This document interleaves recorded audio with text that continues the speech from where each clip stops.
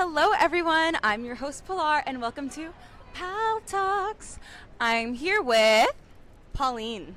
And Pauline, what is it that you do?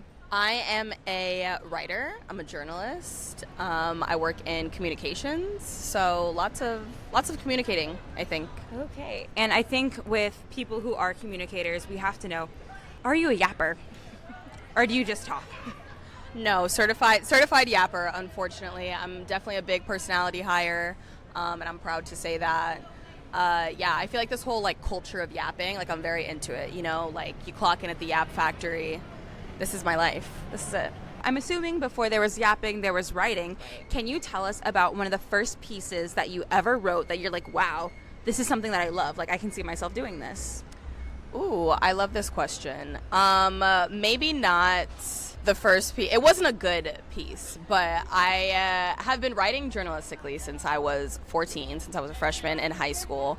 And I was in the school newspaper, and arts and entertainment was kind of my big thing.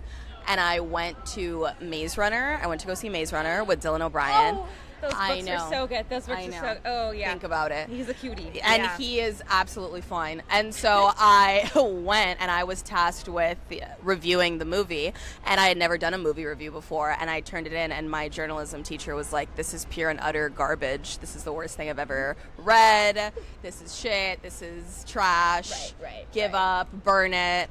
I feel like there was a moment in college where I was taking how to write a film review, which is a course at USC, and I was very much so this is so full circle in that I felt like I was doing so well, and I had come such a long way. It had been nearly 10 years since I had written my first film review, and it was just very when I wrote that shitty one, I remember thinking I'm gonna get good at this, and then I did. And wait, so were you writing other pieces as well for your newspaper, or were you just that, you're one and done after that terrible review? No, right. I did not give up. I'm sure many people wished that I had given up, but I was on my high school newspaper for all 4 years. I was committed to that bit. You kept up with the writing. What were the other ways that you helped to find your own voice? Because of course you're practicing in your writing, but what were the ways and the things that you did to find your own style of writing and your own voice within that? That's a great question, and that's every journalist's favorite thing to hear, by the way. It's ooh, good question. No, I was not I'm eating. I'm that's my third question. The bread and butter. That's the bread and butter. I'm good at this. Real. Finding your own voice, I feel like a lot of it comes from, it seems kind of counterintuitive, but so much of it was reading. I feel like the more that I read and the more that I gravitated towards certain voices versus others, that kind of helped me shape what I wanted to create in a way. At the beginning of creation, you're going to be so bad at making things, but just keep making them and keep being shitty at them until you are as good. I'm about to geek out right now. As you should. So I love this. There is a book called Tomorrow and Tomorrow and Tomorrow, and it is a semi-newish book, but it's about these video game makers essentially. There's a quote, and I'm definitely going to butcher it, but it's about how at the beginning of any sort of artistic creation, there's a moment where, or there's a long period of time where your taste is so far superior than your ability to create, and you have to keep on creating until your taste and your abilities line up. And I feel like that is any sort of creator or artist out there should hear that, should know that, and just keep going. I don't know. No, because that makes so much sense. And when that clicked for you, was that a true aha moment, or were you just oh my gosh, now the journey I'm about to embark on makes more sense? Yeah, I feel like it was that latter one where it was okay, now I get it. I'm just gonna keep on going, and I'm gonna be really shitty at certain things until I'm better at them. I feel like it fuels you. It kind of lights a flame under your ass. I'm gonna stop cursing. It just lights a fire under you, and it's keep going. And I feel like that was that aha moment of okay, the writing is gonna get there at some point, because I love reading, I love consuming writing, and that ability is gonna match up eventually. Okay, so you're still on this journey, you haven't, or have you, as of right now, is there one piece or a couple of pieces where you're oh, I'm good. I'm great. Oh, I am good. But yeah, I feel that way about a couple of different articles that I've published. One of Shout them out. Shout them out. One of my favorite articles that I've ever reported on was for a BuzzFeed News internship, RIP BuzzFeed News, pour one out for them. And it was just about the resurgence of like the emo music genre just in like the zeitgeist essentially. And it was very much so like 2021, the pandemic had just happened. Everybody was very much so like in their emo phase or like reverting back to it as we had all went back to our parents' homes for the most part. And it was just about this like idea that the genre had never just been like a bunch of like white boys like in their basement or in their garage. It was like a very diverse genre. It was always about like people sort of like on the outskirts of society coming together and like finding this power to their rage. So getting to tell those stories and interview bands for that piece was insane. And I'm a huge pop punk fan. I'm a huge emo fan. And I got to interview one of my favorite artists from that time period, Kellen Quinn, who is the lead singer of Sleeping with Sirens. Shout him out. Hey. And that was insane. Yeah. So I feel like that was just all like so many things were happening. And I was like, this is what I want to do forever and ever and ever. Also just like so many things clicked with like music writing at that time, and that eventually led to my senior thesis, which is another one of my favorite pieces, about the ethics of posthumous musical releases. And it had like a huge focus on like Juice WRLD and Pop Smoke and Mac Miller and like draining out the vault and all those terrible things. But yeah, that was an awesome piece to report as well. So have you found that your writing style is that short, straight to the punch, or are you more like a beautiful, I'm going to paint a whole picture from you, and then once I'm done, you step back and you see everything together? Real. Definitely the first one. I've never been like a very like flowery writer. I guess it kind of just depends on like what I'm writing about, but I feel like especially when I am reporting, I try to get straight to it as much as possible. Editors have always like applauded like, oh my god, you like wrote like so much in like 500 words, and I'm like, yeah, because that's really like all I had to say. Right. But like when I have like in school, there would be like, oh, 10,000 like word limit, and I don't really need 10,000 words. Like I got it. Like I already said it. Right. But I do think that there's like space for like flowery writing, and I love a flowery writing. What are some of the lyrics that you've come across that have just really spoken to you, where it's like, wow, this is music as poetry, this is what makes me feel like writing is kind of this beautiful medium? Oh my god, I love this. Real. There are so many. You could ask me this question like 20 times in one day, and I think I'd have a different answer for every day. But my coworker and I were just talking about this, and there is the Leonard Cohen song, Hallelujah. Wow. I literally had to sing that in my head to get to the chorus there. And there's a lyric in that song where he says, you don't really care for music, do ya? And me and my coworker were talking about how like we are such voracious like music consumers, where like when we like listen to music, we want to like analyze like every little thing and like know where somebody recorded something. I'm sorry, I was like, no, trying to never hold it in so bad. apologize. I was like, I'm about to sneeze. I was like, you're gonna get through the answer though. I'll sneeze after. No, I couldn't hold it in. I'm so sorry about that, guys. No, I think that's awesome. We What was I consume saying? so much music. Oh yes, we like consume so much music, but like in such like an intense way, where it's like I want to know like where they recorded it and what they were thinking when they wrote this line, and like this just like being like a super fan of everything. And he was talking about how that lyric reminded him of his wife, because when he first met her, like obviously they liked like similar music, but he just knew that he was like such a more intense fan than she was, and she like would listen to a song and be like, oh yeah, that's great, and like not have like anything else to say. And that it would always remind him of like the lyric in Hallelujah where he sings like, you don't really care for music, do ya? And that's just such like it's not like a very intricately written like line, but there's just, it packs a lot of power in the punch. You know what I mean? I'm literally just thinking about this because I'm rapping this song in my head as we speak.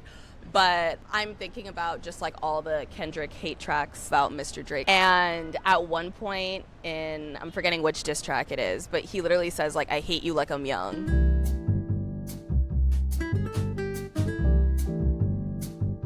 And that, like, to me, that's so, like, punchy. That's so, like, exactly. Like, there's something about, like, hatred that's so, like, childlike and, like, spiteful. But it's, like, he literally, like, he does hate that man. Like, that is right to it. I think that's the kind of writing I gravitate towards. And that's how you find your own voice. you see what you like and then you replicate it until it's yours. Oh my gosh, beautiful. Wait, I have to know, who or what is something that you hate like you're young? Ooh, I like that question. I got a lot of really intense, literally, real. Is it the braids? What do I hate? I hate a lot of things very passionately, but I'm not trying to get canceled. So I will say, this is a really unpopular one actually, mangoes. I hate mangoes. Really? I hate a mango. I hate a banana. I hate the mornings. I'm not a morning person. I actually do hate the mornings like I'm young. Like I feel like I literally will like throw a tantrum like if I have to get up like too early. I feel like that hatred like comes up a lot, especially the morning one. Oof. Wow. Oof. And I do have to know though, with the whole Kendrick Drake beef, do you feel like that was an example of us getting the good, solid lyrics, the beautiful writing, or do you feel like it's, we just, the overconsumption of music? Because again, we were getting track after track after track after track. I mean, I think with this beef specifically, like Kendrick had been pretty silent for so long. And I feel like Drake has put out like the same album, the same song, like 510,000 times over, that I think this beef like made them both like go back to the studio and like really sit with themselves. Like I think that they were both putting out like the best that they could do. I think that for Kendrick that's just naturally like better than Drake, but I don't think like Family Matters is like a pretty good song, and I feel like Drake hasn't like rapped like that in a long time. So I feel like this really like pushed them both to be better, and I think all rap beefs should do that. We shouldn't be worried about like somebody dying or anything like crazy like happening. Like this should literally just be like, okay, art for art, give it all you got. And I feel like that is very much so what's going on. Also, I mean, like overconsumption, capitalism, all that shit. They're both walked away with millions, but we got some good music. If you were to get into a writer's beef with someone, who would you want to go toe to toe with? Okay, who would I want to go toe to toe with? Like word for word, character for character. So I'm not a songwriter. Okay, and I never claimed to be a songwriter. Sabrina Carpenter, that little blonde bitch, okay? I want to go toe for toe with her because she's like mad witty, and I would consider myself a pretty witty, pretty quick person. So I want to go like toe for toe. Like I want to have a rap beef with Sabrina Carpenter. So if you're out there, girly pop, my little blonde, have you seen that meme where it's like, I want 3 of those little blonde bitches, and it's those popsicles from the ice cream truck that like have the Powerpuff Girls? Yes. It's just. Oh, yes. Yes. I was like, you're talking about Bubbles. No, the right. one. But like when you're ordering, you're like, give me 3 of those little blonde bitches. Yeah, That's exactly what I think of when I think of Sabrina Carpenter. And I want to go. Sabrina, she just called you Bubbles. I'm already starting the beef. I'm already. And Are you going to take that? I respect this girl like nobody's business. Please. Like, I love it. I love it all so much. Can you give us like a nonsense outro, like right here, right now, on the spot, on the stoop, beefing with her? Okay. I feel like I've listened to so many of hers. I'm gonna like copy it without even like knowing. Okay, you're either gonna have it be like something about New York City, or you could have it be like, and that's about writing, or something like writing. I don't know. So either New York or writing. Okay. Yeah. Up to you. I'm just trying to give you like that end. Let's see. This might take a minute. Ooh, okay, so here's the situation actually, is that a lot of them are really like dirty. Like she goes a little bit like they're a little bit, yes, that. Thank you. I'm not gonna say that because we're gonna get demonetized. And there are a lot of men on the street here. Thank you. I do love that question though, by the way, because her and I are beefing.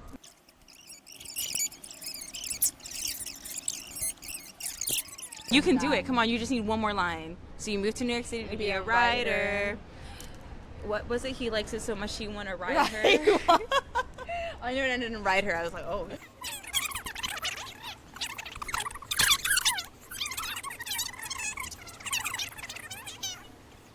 Okay, ready? When I lost my mind, I went to a barber.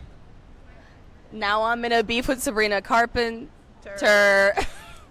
I'm just like looking at. I was like, what? Now I'm doing just like I'm looking at signs. It's like when somebody's like, what's your name? And you're like, my name is 98 Barber. Muscat. Thank you. Muscat. Wow, that was great. New album comes out August 23rd. I'm just giving her free promo at this point. She won. Wow, Sabrina, you did nothing, and you slayed an enemy. That was absolutely insane. But it seems that music is something that really like sparks you up, as some might say. Is that like your favorite topic to write about, or what are some of the things that you really get excited and geeked to write about? So true. I think music is my favorite thing to write about. Yeah. Beat, as we say in the journalistic community. That's that's like industry lingo. Sorry, guys. Yeah, but I also love, I mean, I think all like entertainment is what I gravitate towards. And then like that personal shit where it's like diary writing so that you don't lose your mind. Do you have a diary? Oh, I have like so many diaries. I like to call them journals because I'm an adult. They're just all like scribbles and madness. And do you find that to be something that helps you center yourself, or is it more so just you just gotten such a practice of it that you're like, this is what I like to do, and also it helps you to work on your own craft? I think a little bit of all of that. I think that it is therapeutic in so many ways. Like there's so many feelings that I would rather write down instead of verbalize, or at least write down before I verbalize them. And then it also has just kind of like become a habit where it's like, oh shit, like if I'm feeling like overwhelmed about anything, like I'm gonna pick up a pen, I'm gonna ground myself there, you know, before I like hop on a phone call with somebody or like have a conversation. I feel like it's all up here first. Oh my gosh. And to wrap up this lovely, beautiful interview, we all have to know, if you were to literally write a journal entry right now, what would be the thoughts, feelings, and actions that would be within that entry? Ooh, I think what I've been very cognizant of as we've been recording this is how many people are walking by and how a lot of them are in like duos. So I feel like the journal entry would be about like duos and walking around in twos. Because I feel like there's something like so like unique about that experience, rather than walking around in like threes or like alone. Like it's like just two people kind of bopping around, like how we're bopping. This is crazy. Like as you said that there are literally multiple groups, and even there was like a woman walking her dog. Like that was crazy. Duo. That was another duo. I was. You see? Wow. There's a lot of duos going on. Pauline, everyone. Any final words? Well, I know that you are a creative and have a huge fan base of creative artists and creative peoples. So keep doing what you're doing, because if you didn't, then I would have nothing to write about, and that'd be a pretty boring life. So good. See y'all next time. Bye.